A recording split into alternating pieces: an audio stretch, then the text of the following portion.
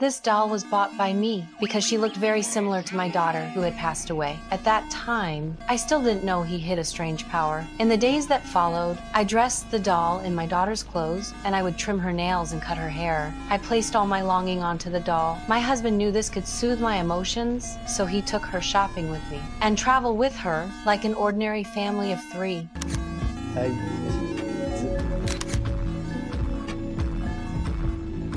Those days continued until I gave birth to a new daughter. The doll was forgotten by me. The photos were also replaced with my daughter's. That day, the baby just wouldn't calm down, so I thought of the doll. I took her out again and placed her next to my daughter to comfort her. The baby really stopped crying. But just as I was chatting with my mother-in-law, the baby started crying again. Through the monitor, the doll was pressing down on my daughter. When I picked up my daughter, I found a strand of hair had cut into her neck and left a mark of blood. But after comparing, it wasn't the doll's. The doll was heavily thrown to the floor. To avoid such strange things, my husband and I put her back into the cabinet.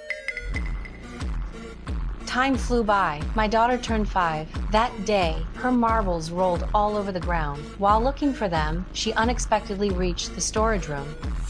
Next, I saw that doll again. My daughter wanted to play with her, but I clearly remembered that I had cut her hair short back then. Now she had long hair, and her nails had grown too. But seeing my daughter play happily with the doll, I didn't think too much about it, but what happened next made me feel even more uneasy. I clearly saw my daughter running in the bedroom, but when I opened the door, she was just sitting on the chair. What made my scalp tingle the most was the bed was covered with photos of my deceased daughter, and her face and all of them had been blacked out. I thought my daughter was the one who did it. But then, my daughter walked over from behind, but I didn't think it through and still scolded her harshly. At night, while my husband and I were still asleep, my daughter climbed onto our bed and slept by my pillow. I instinctively touched her head, but the feeling was completely wrong.